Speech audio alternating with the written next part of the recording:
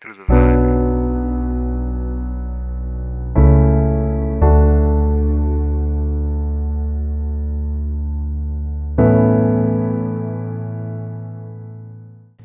What's up? My name is Alex, and today I will be talking about my spiritual awakening and how God has called me. So, not understanding God's love in my life just really brought me down into a deep rabbit hole.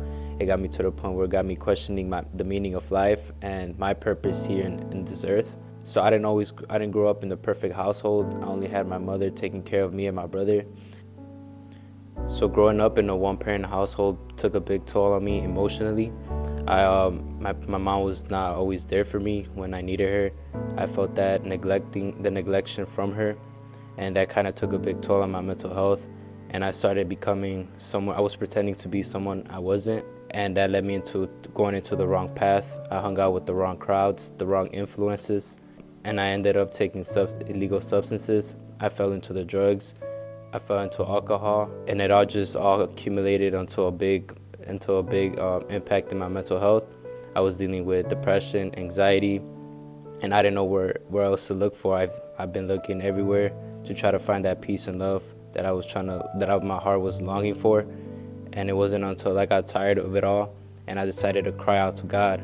And that's when He encountered me with His love. He overwhelmed me with His love and peace. And I knew in that moment, when that spiritual moment happened, that God was real and that He loved me so much, and that I wanted to give my life to Him and to live to glorify Him and honor His name and tell others about what happened to me and be a testimony to the world. So as I got to college, I knew I wanted to pursue God.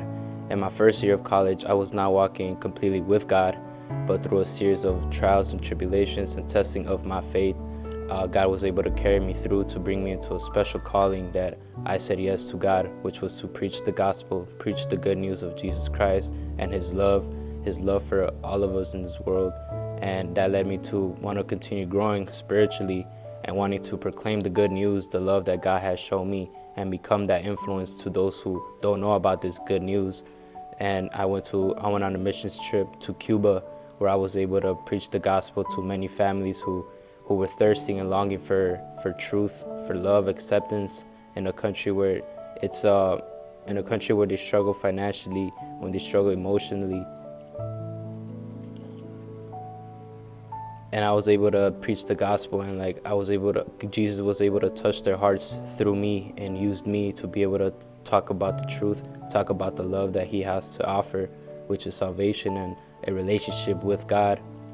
And another part of the mission trip to Cuba was installing water filters to family with no access to clean water, and how that analogy I was able to use that analogy with the gospel, for the clean water represents our life, and like us trying to clean ourselves does not work. It is only clean water, which is Jesus, that acts as the filter to be able to have that clean water and have that access to a clean soul, a clean mind, and receive the love that Jesus has to offer, that cleanses us from all unrighteousness and all the filthiness that we may have in our soul and deep down in our hearts. And God gives us a new life, which is the water that is purified. So the verse I chose is Romans chapter 1, verse 16. For I am not ashamed of the gospel, because it is the power of God that brings salvation to everyone who believes, first to the Jew, then to the Gentile. This verse really touched me when I was in Cuba, because it helped me see the power that the message of the gospel brings to all those who feel hopeless. And just to see how whenever I opened my mouth, when I took that step of obedience, of faith, to talk about the good news, it brought families into tears of how much God actually loved them, how much they were seen by God, and how much He cared for them, that He sent us as missionaries to be able to go to them with the hearts that God has already been preparing for His calling and for His purpose. And to see that it really touched them, it really helped me see that the Holy Spirit goes before us, that God actually goes before us, and it is only up to us to open our mouth and become obedient to what He wants us to do.